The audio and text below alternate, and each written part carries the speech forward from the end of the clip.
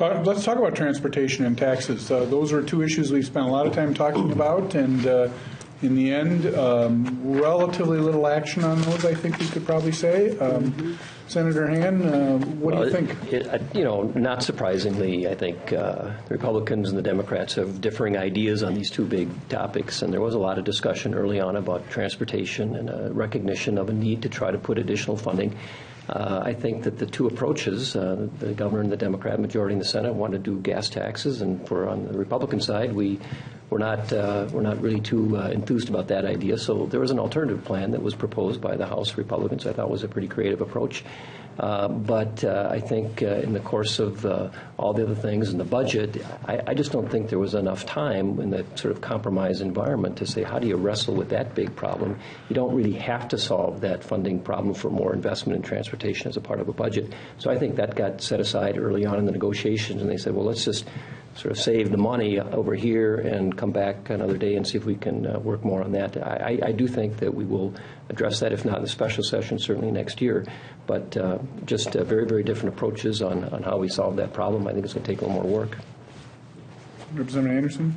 We came out with a $7 billion package for transportation to help us over the next 10 years. And the governor and the Senate was adamant that it would be a gas tax or nothing. And I think that's really unfortunate. I know that there are transportation needs out there, and this would have given us the leg up to kind of get a handle on some of those issues. But it's clear from the public that this is not what they're interested in doing, a gas tax after having a $2.1 billion tax increase passed on to them over the last 2 years. Just wasn't something that they were willing to do. They just didn't have the appetite for it. And, we were able to offer an alternative that was able to do $7 billion worth of investment without a gas tax. So that really hung things up and was kind of an indicator of how things ended up in the end. It was interesting because we started the session this year with what we call One Minnesota, which brings all the House and Senate members together and all sorts of interested parties, and spent a lot of time on transportation and had support from all the communities, you might say. The Chamber of Commerce, the Minnesota Business Partnership, all of them were saying transportation was one of the most important things we should do. So it was just a matter of how to do it. And the difference, I think, with the Senate Democrats, and I'm not a transportation expert, I'm not going to speak for the whole Senate, but Democrats. But for myself, the way I saw it is we wanted a long, solid, secure, long-term method of financing transportation, and not just depending on what is in the budget each year or each session. So that's where I think the major disagreement is, and I hope we can find a solution to it because the people want it really bad, and it's much needed. So a possibility, though, that it might show up on the special session agenda, maybe? Potentially. Well, I think that there is. I think there is a compromise to be reached on this issue.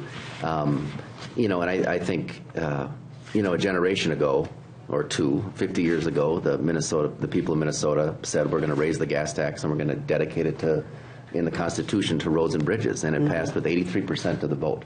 And I think there's a lesson there, frankly, from our parents and grandparents about the obligations we have now. I mean, we've benefited greatly from that to our kids and our grandkids.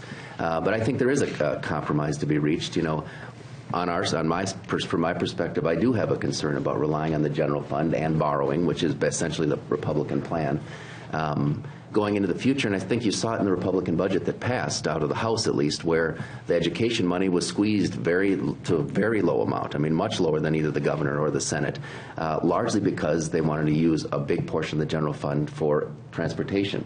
Had that transportation investment not been there, close to $600 million, there would have been $500 million to put into education. So I think you can see that competition. And when we get to a time, which we'll inevitably get to, when the economy turns down, having that competition for those general fund dollars with education and roads and hospitals and whatever else it is, I think it becomes very challenging. That said, I think there probably can be a compromise where there is some general fund used, but I think maybe a lower gas tax than the Senate and the governor have proposed. And I think that there's a place that we can land, but each side needs to kind of get off their hardline positions and be willing to compromise, and that would be good for the people of Minnesota.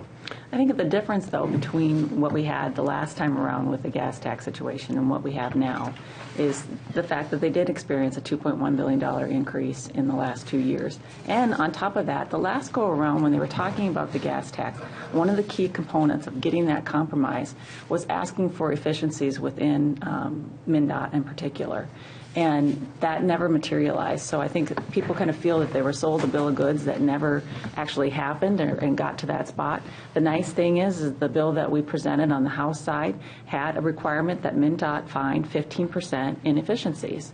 And, it's sad that you have to actually outline it, that this is what you need to do, and give that kind of directive and not rely on the faith that they are going to do what was part of the compromise to begin with. But I think if we can do those kinds of efficiencies, I think that will be helpful in getting people to feel better about this process overall. And I think that MnDOT actually, under Commissioner Zelli, has delivered on that efficiency promise and done a much better job about that. Not to get into the details, but there was also some double counting of money, I think, in the House bill. So I don't know if it totally adds up to $7 billion. But, the bottom line is I think efficiencies do need to be part of it. That should be part of the compromise discussion that we have. And I think if we kind of set everything on the table, we can get there. I do want to make one correction, though, because it's been bugging me all session. $1.6 billion in taxes is what we raised because we did give back about $500 million in tax relief in 2014. So just to put that on the table, it's not $2.1 billion.